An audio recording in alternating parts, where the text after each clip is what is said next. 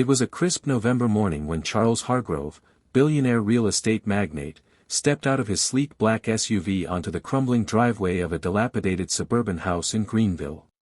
He barely noticed the frost clinging to the grass or the gentle sway of the trees. His eyes were fixed on the structure in front of him. Peeling paint, broken gutters, and a crooked mailbox. A relic of a place refusing to give in to time. His assistant had insisted he didn't need to come in person, that an eviction notice could be sent, lawyers called, but something had compelled him to make the visit himself. Maybe it was the letter that came with the file, handwritten in shaky cursive. It was the kind of thing he usually ignored. But this time, he didn't. The house was the last one standing on the lot Charles had bought for redevelopment. A grand project, luxury condos, green spaces, retail shops. Investors were lining up. All the other homes had sold willingly or reluctantly. Except this one. The Martins. He walked toward the door with long, confident strides, a man used to the world bending to his will. He adjusted his coat, knocked firmly, and waited. For a long moment, there was nothing but the sound of leaves scraping the pavement. Then the door creaked open. A girl, no older than 7, peeked through the gap. Her hair was tousled, eyes wide with curiosity and a hint of fear. "Is your mommy or daddy home?" Charles asked, softening his voice. Before she could answer, a woman appeared behind her. Tired eyes, a cautious smile, but poised despite her threadbare sweater. "Good morning," she said gently. "I assume you're Mr. Hargrove." "I am," he replied. "May I come in?" She hesitated, then nodded. "We were expecting someone. Just not you." Inside, the house was modest but clean. Worn furniture, a few family photos on the wall, the smell of coffee lingering faintly in the air. There was warmth here, the kind that came not from wealth, but from love stretched thin yet still glowing. "I wanted to talk to you personally," Charles said, taking a seat across from the woman. "Mrs. Martin, I know this is difficult, but the development is moving forward. We've offered generous compensation." "We've seen the offer," she interrupted calmly. "But this isn't just about money." "Everything is about money," Charles said before he could stop himself. He didn't mean to sound cold, but years of negotiations and boardroom battles had hardened him.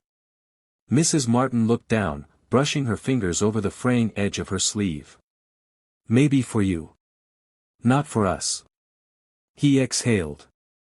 "Look, I'm not here to argue. But if you don't vacate, the city will enforce the eviction." Just then, the little girl reappeared, holding a crumpled drawing. "I drew this for Mommy," she announced, handing it over with pride. Charles glanced at it. A house with a smiling sun, stick figures holding hands in front of it. He swallowed hard. "That's Emily," Mrs. Martin said. "My daughter." "She's beautiful," Charles said, his voice quieter now. There was a pause, and then, so softly he almost didn't hear it, Emily whispered something. He turned to her. "What did you say, sweetheart?" Emily looked up at him, her voice barely more than a breath. "Is he the man who takes homes away from people?" The words hit him like a hammer. Charles froze. In all his years of business, conquests, acquisitions, demolitions, no phrase had ever sliced through him like that one did. It wasn't angry. It wasn't cruel. It was pure innocence trying to make sense of something far too big. He stared at her, the air suddenly thick in his lungs. "I'm sorry," Mrs. Martin said quickly. "She doesn't understand." "No," he said, holding up his hand. She understands more than I ever did." He leaned back, eyes distant. Something was unraveling inside him. "When I was her age," Charles began, "I lived in a house not much different than this one. My mother worked 2 jobs. My dad left early on. We struggled. Badly. Then one day, we got a letter. Eviction. I remember standing on the lawn, holding a toy truck, watching men carry out our furniture. I told myself I'd never be that powerless again. He paused, emotion tightening his throat. And I never was. I built everything from scratch.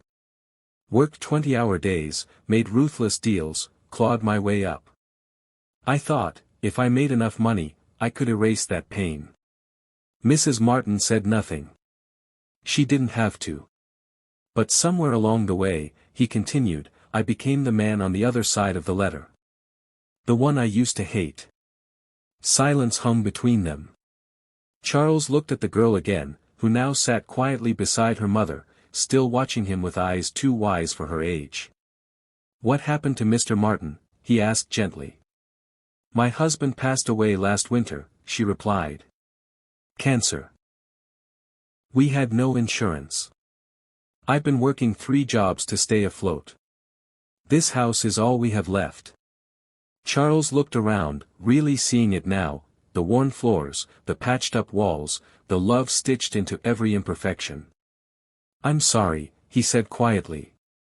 I didn't know. She gave a soft, sad smile. You didn't ask. That simple truth shook him even deeper. For the first time in years, Charles Hargrove didn't know what to do. He had a schedule. Contracts to sign.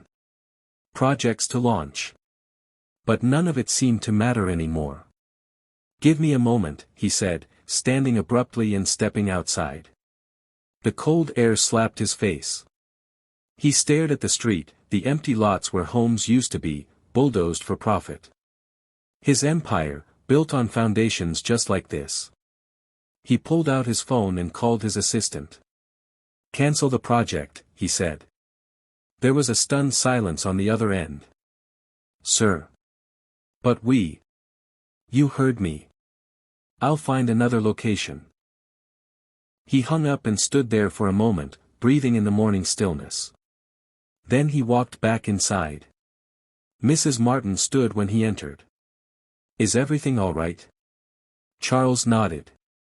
You're not being evicted. Not now. Not ever. Her eyes widened. I don't understand.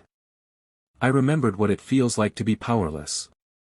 And I think it's time I did something that actually matters. He reached into his coat, pulled out a card, and handed it to her. There's a community foundation I'm setting up. For single parents, widows, families like yours. I'd like you to be the first to receive support. Full repairs to the house. A grant to cover your daughter's education. And if you're willing, I'd like you to help me run it.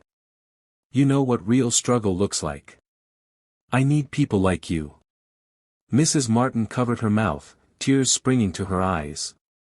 Emily clung to her waist, confused but smiling. Why are you doing this? She whispered. Charles looked at her, eyes glistening with something unfamiliar. Because your daughter reminded me who I used to be. That night, as he sat alone in his penthouse, far above the city lights, Charles Hargrove thought of a little girl's whisper, not an accusation, but a plea. Not to take, but to give. To remember. And for the first time in decades, he felt whole.